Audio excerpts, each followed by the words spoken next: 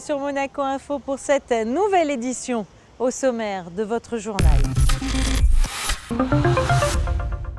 Retour sur le déplacement princier aux États-Unis. Après Philadelphie, le souverain s'est rendu à New York où il était attendu sur l'île d'Ellis Island où il a reçu une médaille d'honneur. Les explications dans cette édition. Nous découvrirons ensemble notre portrait d'entreprise de ce printemps et c'est la société Easy One qui sera cette fois mise en lumière. Durant le prochain Grand Prix de Formule 1, la société monégasque IGP Monaco vous proposera une expérience unique et sensationnelle, découverte en avant-première dans ce journal. Après avoir reçu les honneurs de l'université de Thomas Jefferson à Philadelphie, le prince souverain s'est rendu à New York. Il était attendu sur l'île d'Ellis Island, au large de Manhattan. Le reportage sur place de Patricia Navarro et de Sylvain Péroumal. Elle a symbolisé l'espoir d'une nouvelle vie, d'une vie meilleure pour des millions de personnes. Ellis Island, non loin de la Statue de la Liberté, a représenté le point de passage principal pour les immigrants qui souhaitaient entrer aux États-Unis de la fin du 19e siècle jusqu'à la moitié du 20e siècle. Lieu d'inspection, elle a abrité les services d'immigration américains jusqu'en 1954. Laissée à l'abandon, elle est redevenue aujourd'hui un lieu de passage important, mais fréquenté cette fois par les touristes, plus de 4 millions par an, ce qui en fait l'un des sites les plus prisés de New York. Un grand musée retrace sur place l'histoire de millions de familles qui sont passées par Ellis Island, parmi elles la famille maternelle du prince Albert II. Beaucoup de nos visiteurs sont des Américains qui viennent ici découvrir ce que leurs ancêtres ont vécu et ressenti quand ils sont arrivés en Amérique. Alors ils marchent dans leurs pas, ils vont dans le grand hall, puis dans les salles d'exposition pour voir comment se déroulait le processus d'inspection et voir comment était leur vie à l'époque en arrivant ici. 12 millions d'immigrants ont été accueillis à Ellis Island. 2% d'entre eux présentant notamment des signes de maladie ont été renvoyés dans leur pays d'origine. Pour la famille maternelle du prince Albert II, l'arrivée sur le sol américain a été le début d'une belle épopée qui a trouvé son apogée à Philadelphie où elle s'est installée. C'est vrai que c'est extraordinairement intéressant de voir d'abord l'évolution d'Ellis Island et de voir à quel point c'était un point de passage important et pour toute la mémoire collective de tous ces immigrants venus aux États-Unis trouver une nouvelle vie et trouver un peu plus de liberté et d'opportunités que dans leur pays. Et puis d'avoir pu retracer exactement les années et les moments et les lieux de passage aussi de mes ancêtres du côté de ma mère, c'était extrêmement émouvant. Le prince Albert II, qui est très fier de ses origines américaines, a été récompensé à Ellis Island. La Société d'honneur d'Ellis Island lui a remis une médaille, distinction prestigieuse, qui couronne l'engagement de grandes personnalités qui incarnent l'esprit américain et ses valeurs de tolérance, fraternité, diversité et patriotisme. Prince Albert has done so much for humanity. Le prince Albert a fait tellement pour l'humanité. Il fait un travail formidable en tant que leader reconnu internationalement. Je dois vous dire que nous honorons toujours des personnes qui ont un grand cœur et qui ont tant fait.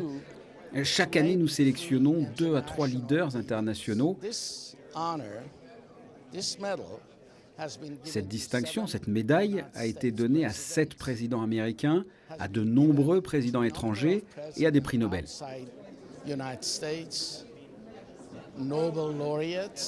Sur les traces de ses ancêtres à Ellis Island, le prince Albert II a été honoré, mais il a également pu retracer le parcours de sa famille.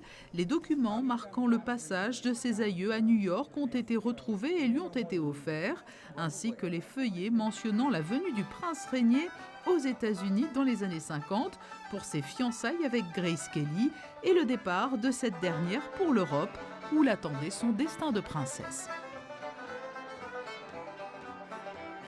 Lors de cette visite à New York, le prince souverain a ensuite été reçu à la mission permanente de Monaco auprès des Nations Unies.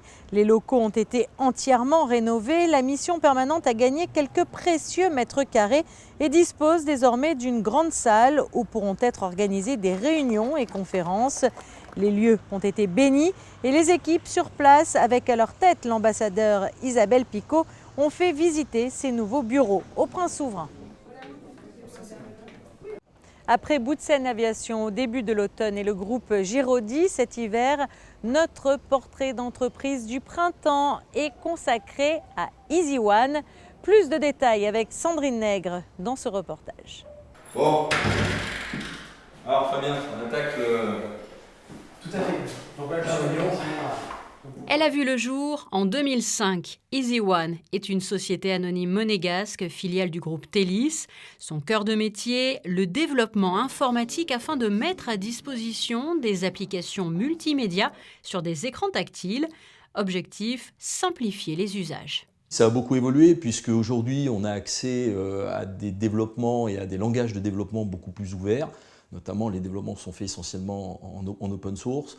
Donc on a un accès beaucoup plus simple pour les équipes de développement aux nouvelles technologies afin de pouvoir développer plus vite et surtout avec des applications les plus simples possibles. En principauté, Easy One travaille ainsi pour différents établissements, parmi eux le centre hospitalier Princesse Grasse et l'hôtel de Paris. Easy One a mis à disposition et a créé d'ailleurs ces nouvelles applications pour l'hôtellerie de luxe. La première étant effectivement déployée à l'hôtel de Paris, donc nous sommes extrêmement fiers.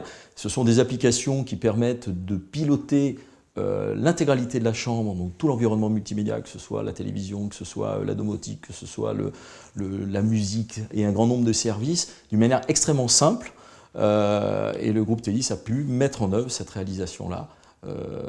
Ce type d'application étant porté sur tout type d'écran, que ce soit le smartphone du client, que ce soit un iPad, que ce soit essentiellement ses équipements personnels.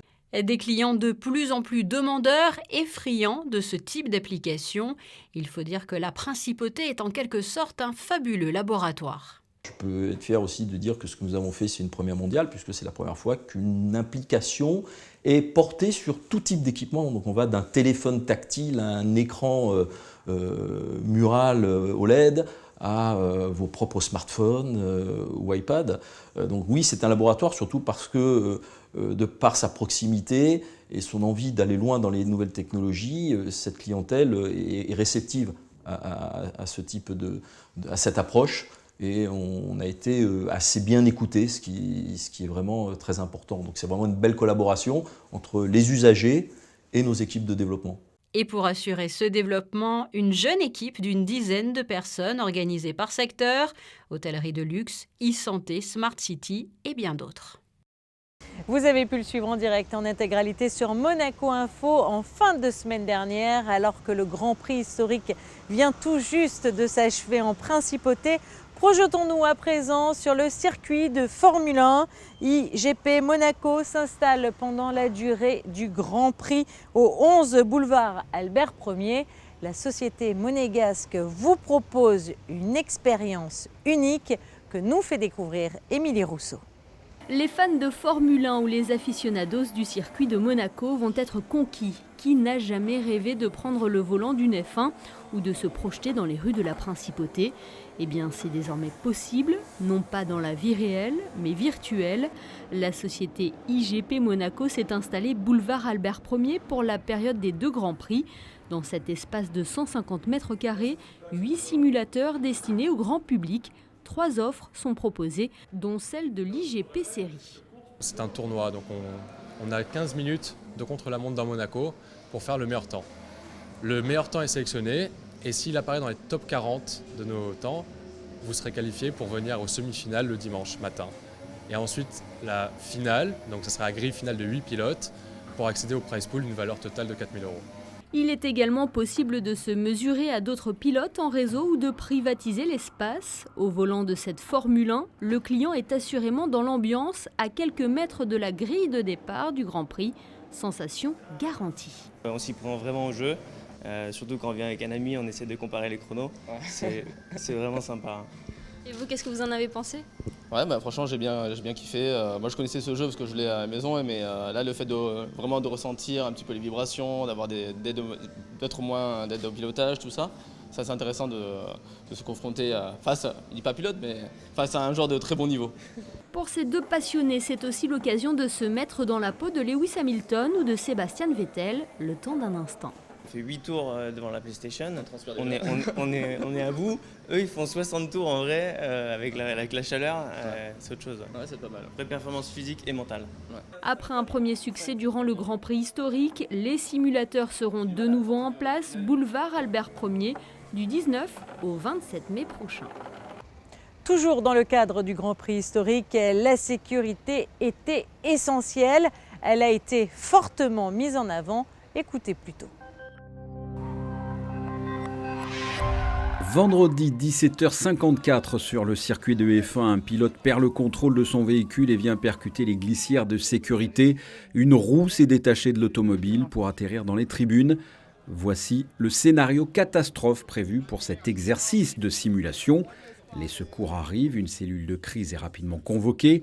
59 minutes plus tard, l'exercice de simulation s'achève pour la réouverture à la circulation. Cet exercice avait pour but de mettre en pratique les dispositions prévues dans la théorie. Mardi, une amélioration avec des nuages le matin et des éclaircies dans l'après-midi. Il fait quand même frais pour la saison, de 13 à 15 degrés. Mercredi, une belle journée malgré quelques passages nuageux. Les températures ne varieront pas beaucoup du matin au soir. Ça reste frais, il faudra compter de 14 à 15 degrés. Jeudi, du soleil le matin, des nuages dans l'après-midi. Les températures remontent, comptez de 15 à 22 degrés. Vendredi, une journée agréable, tant pour le soleil que pour la chaleur. Il fera de 16 à 23 degrés. Et enfin, un beau week-end printanier en perspective.